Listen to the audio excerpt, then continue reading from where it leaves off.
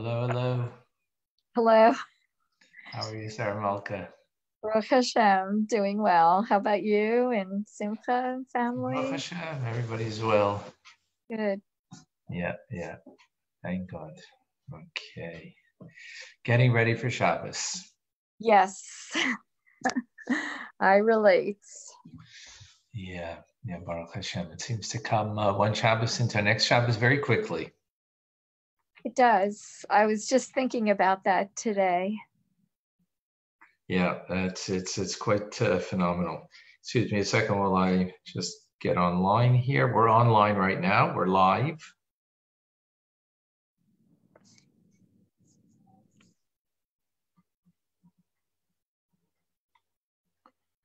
So let's just get, okay. People are starting to come on. Wait another few moments. And we shall begin. Starting to come on. Oh, okay. Hello, Sharon.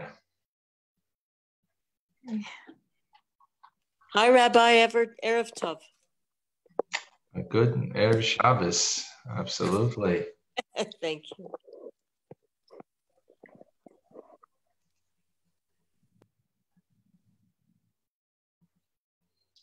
Okay. You know what? We're going to begin. So if you don't mind, I'm just going to mute you guys.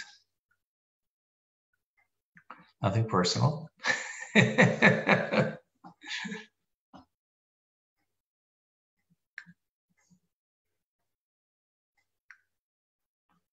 Hello, welcome.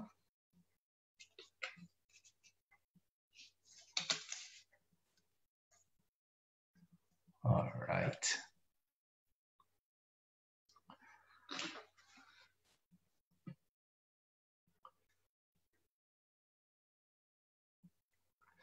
All right, folks.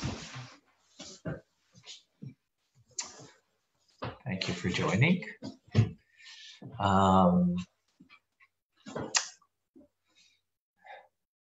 Parshas Nosei is Rosh Bnei Israel.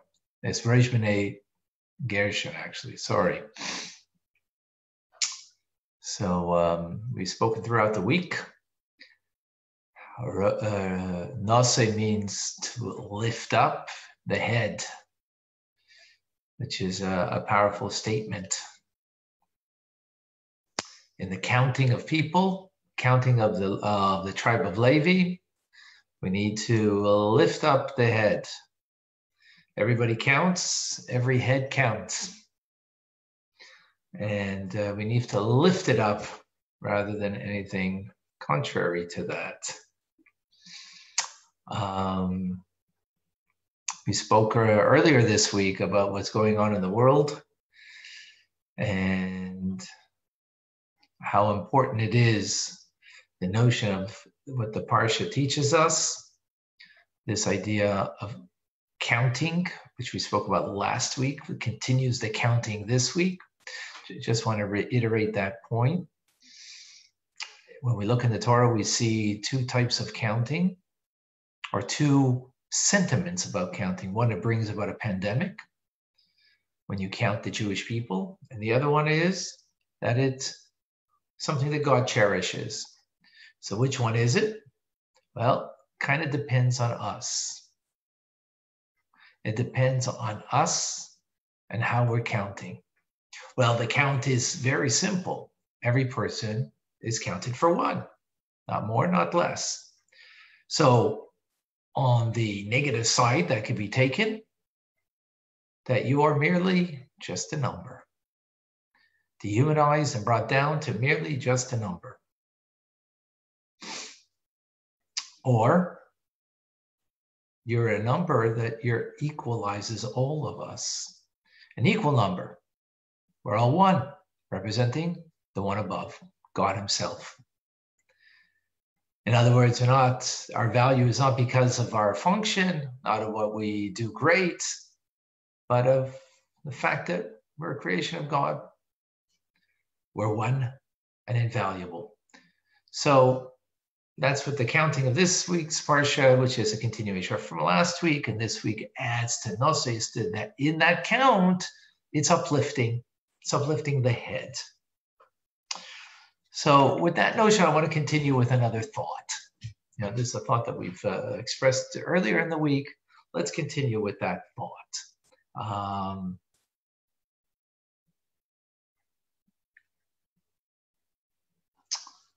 And what is that thought? The thought is as follows. One second.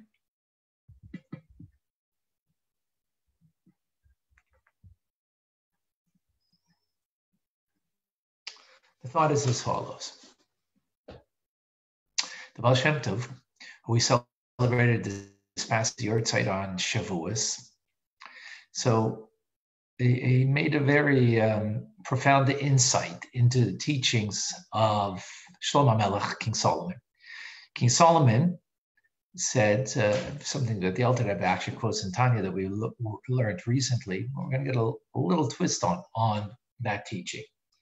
And so the King Solomon said,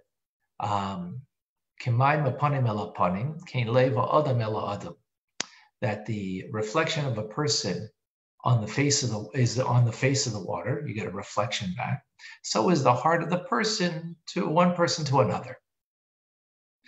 So on a simple level, what does that mean? Simple level is if I smile at you, there's a better chance I'm going to get a smile back from you, right? If I frown at you, I show indignation towards you, then probably a good chance I'll get a frown or an indignation back from you, right? Good chance. That's on a simple level what it means. The Alter Rebbe explains that in chapters 46 through 49. Those remember the reciprocal love that we spoke about at great length in Tanya class. But here the Baal Shem Tov gives a different twist on it, which is quite intriguing. So if you're standing at a pond, right, and you're seeing your reflection, so if you stand further away, your reflection, the image of you, your shadow is going to be very large. When you get closer, it's going to become smaller, closer yet smaller, until you like touching the water and it's, face for a face, shall we say, right? So the Baal Shem Tov says something very interesting, that when a person feels themselves great and haughty, right, they're creating a large shadow for themselves, right? So what does that create in the other person automatically? Also, naturally, right? Naturally will create also a large shadow in return. Because that's what I show them, my greatness, my haughtiness. So what does it bring out of the other person? Well, naturally bring out their greatness and their sense of haughtiness, right? But when a person will humble themselves before their friend, what will naturally happen? You get closer to your friend, closer, right, to the pond, meaning you're getting smaller, right? You're getting smaller. And the image of that's returning to you is getting smaller. You're humbling yourself to go down. The image that's going to be automatically come back is also a smaller image, meaning humility. So if I show that humility to my friend, then that will reciprocate. So it's not just merely a reciprocal thing. In other words, what I have in me, if I feel distant, if I feel big, so I'm back, I'm further removed, right? Doesn't work so good over here because there's no shadow that's being reflected on, right? No water that's being reflected here. So it doesn't work very good, the imagery. But I think in your own minds, we've all been by a pond and, wow, look how big I am, because you're distant, you're standing far, you're big. And the image you're portraying is big, large. So it's really what it is. It's a true reflection of who I am. And that true reflection creates, when I'm big, a distance. But when I can bring myself down and humble myself and come lower and lower, then what that will produce is a connection. So much so that finally what will happen? What's going to happen finally? You're so close to the water that you're touching the image. You're touching that image because now you're truly united in one, truly connected. We're not separate anymore. We're really connected as one. That's a powerful thought, Baal Shem Tov tells us. So in all of our relationships, and in particular, when it comes to marriage, the idea of humbling ourselves will bring automatically that humility back. It'll bring back the connection, the closeness. There won't be any distance as a result. So, I think, therefore I am what I think.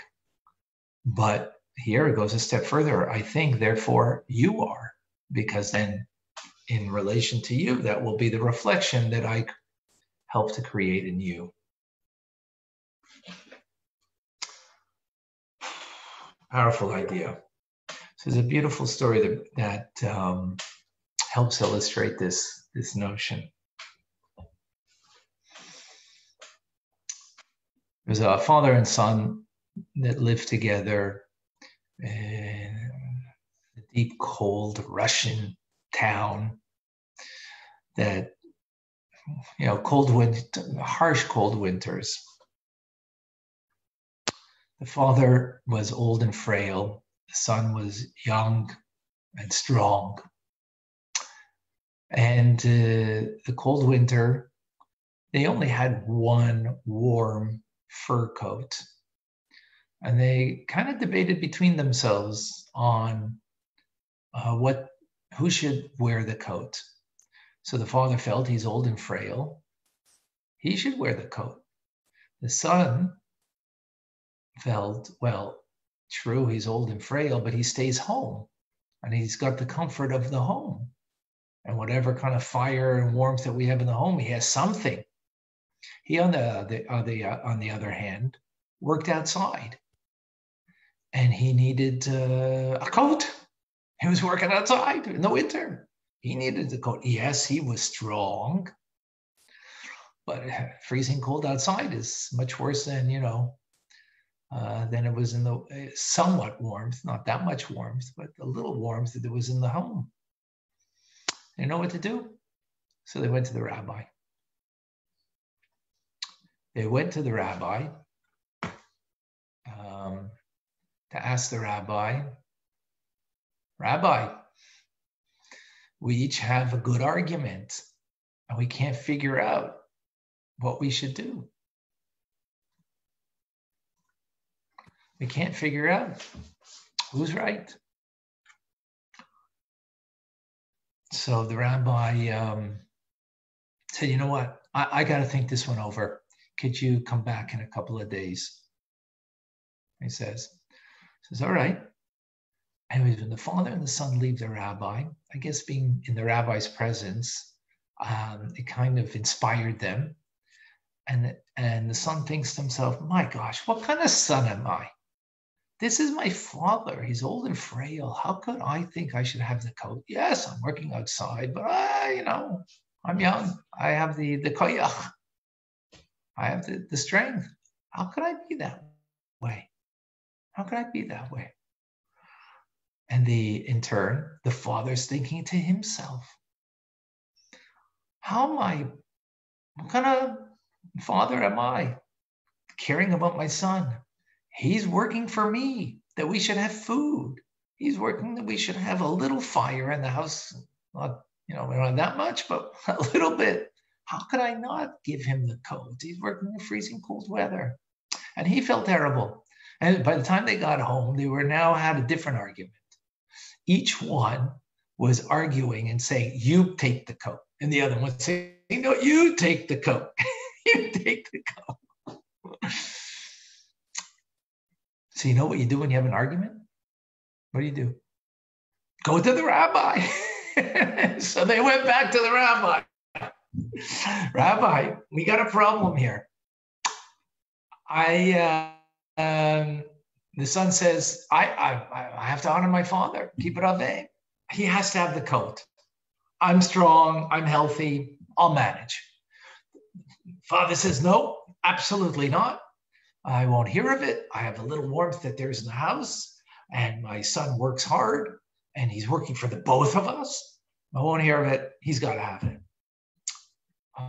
So the rabbi said, you know what? I have the solution. I actually happen to have an extra coat. And I'm going to give you that extra coat. I'm going to give you that extra coat. The extra coat is for you. They were very thrilled and very happy. But at the same time, they were also a little perplexed. And they said, Rabbi, thank you very much. That's very kind. And we graciously accept, except we have a question. Welcome, Bill. Thank you for joining. Please, we want to see your lovely countenance. So, says, we don't understand. When we came to you the first time, you had the coat. Why? I mean, excuse us for asking, but why didn't you make the offer then? Says, I'll be honest with you. When you came to me the first time, and the debate, each one feeling that, the coat belongs to me or I have the rights to the coat, you know what I felt? I have a coat, an extra coat, but it belongs to me. It belongs to me, and it's mine. But when you came here now, and what your set feelings were and what you expressed was that, no, it's not mine, it's yours. Each one felt that just aroused in me that I have an extra coat. How could it be just for me when I could give it to you? King Solomon said, over 2,500 years ago, what the reflection that we show to another, that's what will be in what we produce in the heart of another individual. So we see in this story how beautiful the teachings of the Baal Shem Tov is. When we feel distant, and that we bring about a distance. When we feel big and haughty, then we will produce that in another. But we need to humble ourselves, come closer to the water. That finally, when you will come closer to the water, that you'll even touch the water. And then there will be equal faces that will be connected and united for good. This is what the Baal Shem Tov is teaching us, and this is what this story brings across. And this is further explained by the Baal Shem Tov in the verse, I'll quote the verse, Daber Hashem el Moshe, and Hashem spoke to Moshe, panim el panim, face to face, kasher yidaber ish el re'ehu, as a man would speak to his friend. So what is the Torah trying to express over here by adding the fact that there's, an example of a person speaking to his friend? Because the same thing applies with our relationship with God. Within our relationship with God is the same thing. If we create a large shadow, if we create a distance from God, then that large haughty shadow that we create of ourselves and that distance is what God will reflect back to us. But if we have the closeness, as the verse says, is face to face, meaning that I put aside my ego, I put aside me in the face of God, then God puts himself aside for my sake. And who was the ultimate person who was humbled in the true humility? The greatest of all people in humility was, as the Torah tells us, Moshe Rabbeinu, Moshe himself. He was able to humble himself in such a manner that, as every righteous individual is, then has an access, so to speak, a connection to God in such a way that God, what their desire they want is fulfilled because of that true closeness and humility. And this is what we're learning now in Tanya, in Sha'ar Yichud Emunah. And what the Alter Rebbe is explaining to us is the Chabad, the understanding, the intellectual understanding. How is it possible that I feel my independence, my separateness from God, when in fact, I'm not separate from God. I'm like a ray of sun within the sun. I am totally absorbed in my divine source, in the Word of God. There's nothing that separates me from God and God from me. Unless, of course, I separate myself. And that's what God doesn't separate himself from me. I can separate myself from him by removing myself from his presence, from face to face, and by doing things that not what he desires, what is against what God wants from me. And that separation I create. Even then, we're not separate. We're not separate from God. It may be that we are experiencing separateness, but even then, deep down, we're truly connected. And we need to recognize that we're truly connected. However, that's deep down. What we need to take is the truth of the depth of my soul, the core and the essence of my soul, and be able to reveal that on the exterior. That on the exterior, which means what's the exterior of the person? Their thoughts, their speech, their actions, is that we need to to bend a little. From that bending brings, and that humility that we're able to bend, that brings us closer to God. And as a result, we will be face to face. I'll conclude with a beautiful story that's told of Rabbi Meir Shapiro. Rabbi Meir Shapiro was the founder of the Daf HaYomi, for those who are familiar, learning a daf of Talmud a day. But perhaps, I don't know, a greater accomplishment. I'm not here to judge a person's accomplishments, but he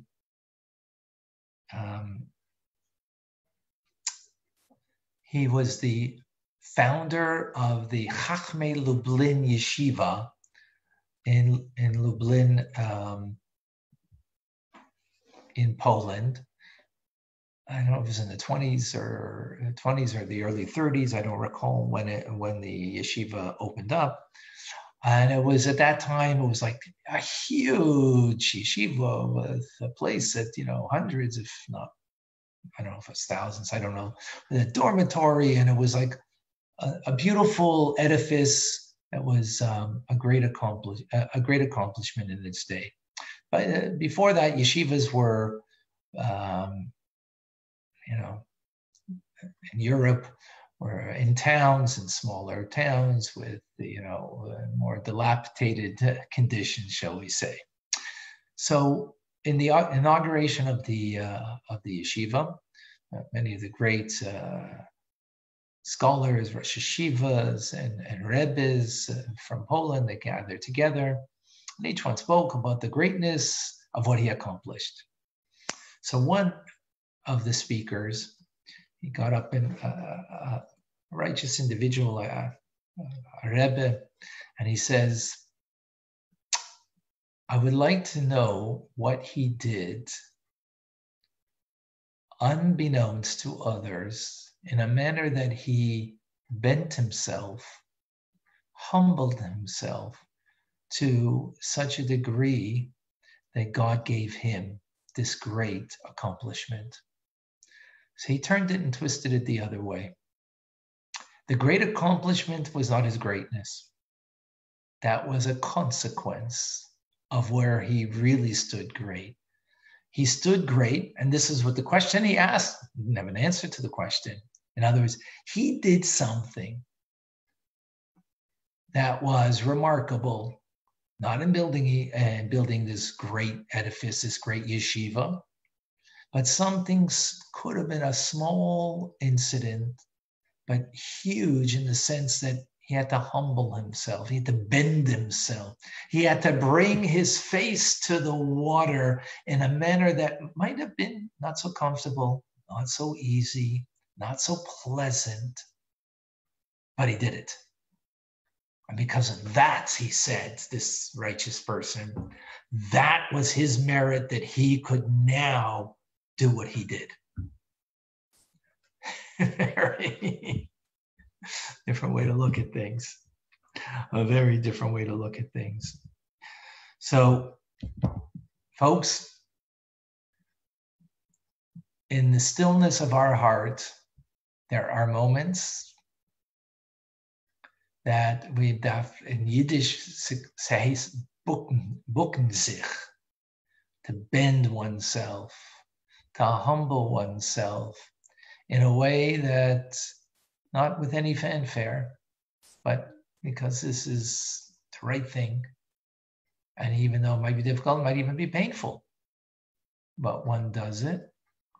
And this ultimately leads to Nosei is Reish. This is called truly uplifting the head of this week's Parsha. And then we will be able to reflect that image in others and bring closer other people to us rather than the distance that is created because I feel my self-importance, I feel my role.